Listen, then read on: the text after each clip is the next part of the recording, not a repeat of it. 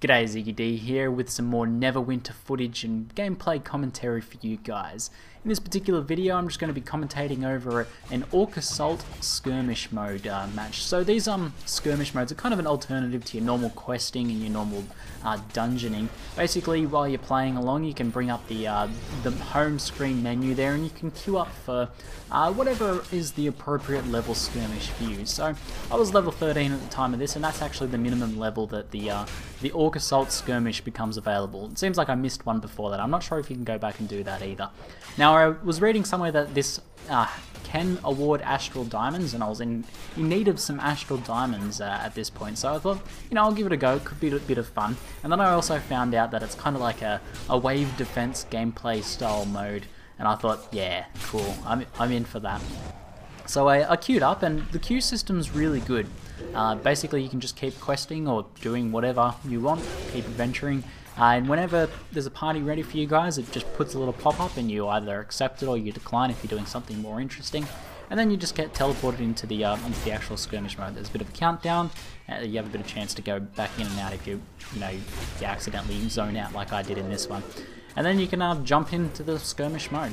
So this one's just set in the sort of orc zone here, and basically you just have to defend from a couple of different waves that are mostly comprised of some smaller and larger orcs, a few trash mob orcs, and also quite a good number of ogres here. So I'm playing a Trickster Rogue, and as I said I was level 13.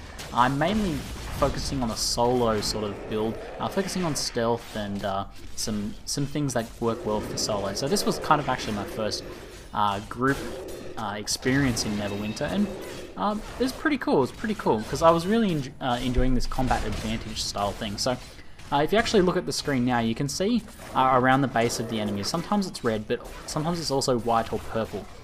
Now this is a ring around them, and sometimes you can also see that it's not a full ring. So basically, this combat advantage is how Neverwinter deals with the, like flank attacks, back attacks, sneak attacks, that sort of thing. So if an enemy's dazed, if you attack them from any side, you get some combat advantage, which basically just increases your damage.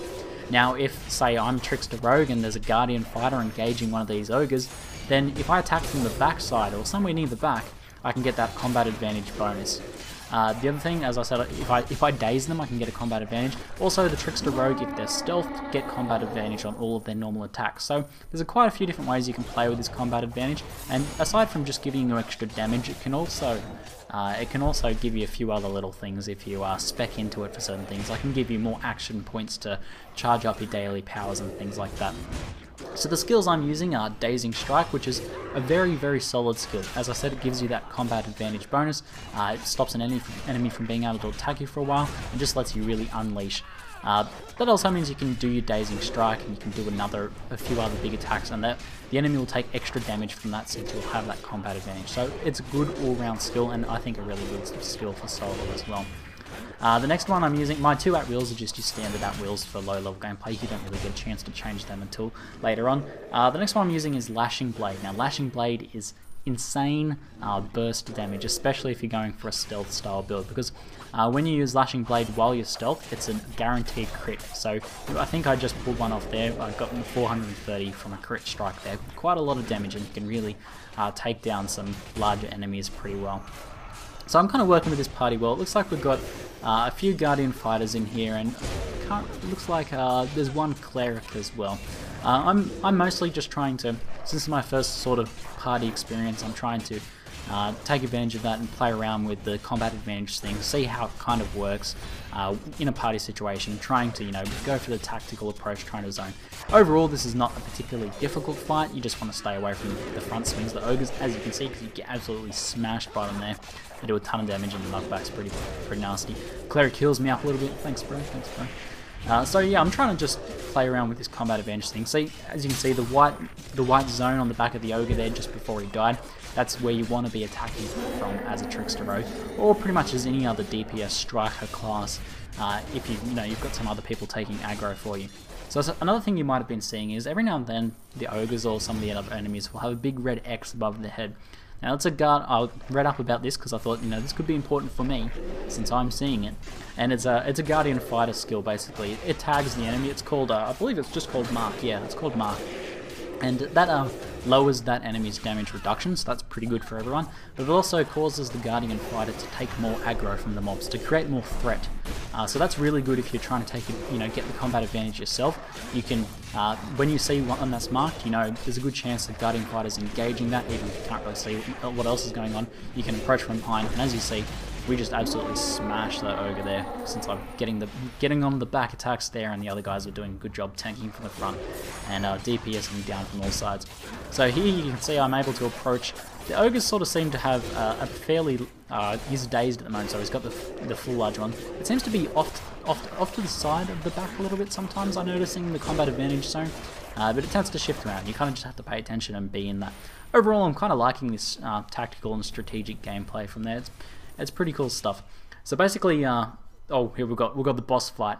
Mog the Crusher. Don't you love some orc names? It reminds me of Bog the Basher, a character I recently used in a Pathfinder game I did for Amy. So this boss fight's just another good chance to test out that combat advantage thing.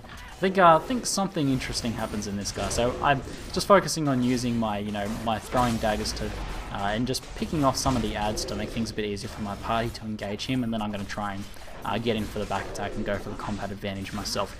As you can see, his health is dropping down pretty quickly, so I use Death Strike to teleport attack him, and somehow I end up on top of this wall. Unfortunately, it doesn't protect me from his massive smash because I just got hit for 500 damage there. But as you can see, able to get behind his daze, getting the combat advantage, we DPS him down pretty quickly. Pretty good stuff. I go for the weapon you got, even though I can't use it because I felt like being a little bit greedy there, but I wasn't quite able to roll it. So overall, this is pretty good fun. In terms of experience, a little bit of extra experience is pretty good. The loot, as you'll probably see in a moment, which I just remembered about, gives you this scoreboard at the end saying, the DPS and the different things you did in healing. Wasn't really top of the board from that, but if you look at the levels on the left-hand side, level 13, there's a few other high-level guys there, so I forgive myself this time. And then just before I was actually about to zone out of here, I remembered, oh, my loot. So I go check out the chest. Now I get like 5 silver something, which isn't too bad compared to the other quests I've been doing. But no Astral Diamonds, so I haven't quite figured that out yet. It said you get some Astral Diamonds, don't know how to work that out. Anyway, that's it for now. I'm ZiggyD, and thanks for watching.